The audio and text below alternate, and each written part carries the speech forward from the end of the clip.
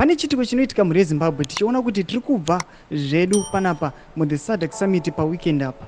Panapa pane mashoko anobuda aitika anotaura pamusoro pechitiko chinoita kuti aiwa the police boss vanowanikwa kandi vanofira kumba girlfriend, kumba hure. Sana vina mashoko anobuda nyogwa muzara nazo kuti subscribe like kuti on the bell icon. Vakomana vaya vataura mashoko kuti aiwa this police officer anga kuenjoya mari yavakapiwa noda kuti vakwanisa aiwa kustopa the crackdown kana kumisa vanhu kuti vasa demonstrate pa the Sadc Summit vachinzi vakapiwa ma allowance avo. Pana pachipinda pakozwa panenge pachinzi breaking news, ZRP officer commanding Chitungwiza Chief Superintendent Matsika died today at the girlfriend's house having sex.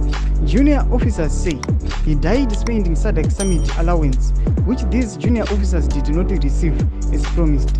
Panapa nawiri kutaurwa ndekuti zviri kunzi this police boss panapa superintendent panapa vanobatiwa aiwa vachisquander mari yema allowances eSadc Summit yakanga yavapiwa mabosses achiona kuti aiwa vakaona majunior officers ava kufumura kuti aiwa vanga vachispenda mari ivo majunior officers yavasina kupiwa nokuti majunior officers ndo vaipinda kama streets vachinopinda matraki aya vachinomisa vanhu kuti aiwa musaprotesta tokudzika misai aiwa isu tiri vanhu veZANU-PF hamufani kuausa kana hamufani kunofumura the ruling party. Mari iyi iri kunzi yakazopiwa majunior officers yakazopiwa mabosses yatakuona one of the bosses akuwanikidzwa akunofira akunosangana netsaona yake zvake aiwa ari kumba hure riri kutsanangurwa panapa. Chimotoziva mafungiro enyu munoti kudii pamusoro penhau iyi. Pinda comment section medu aiwa musangano subscribe kulike ponchitoentra on the bell icon.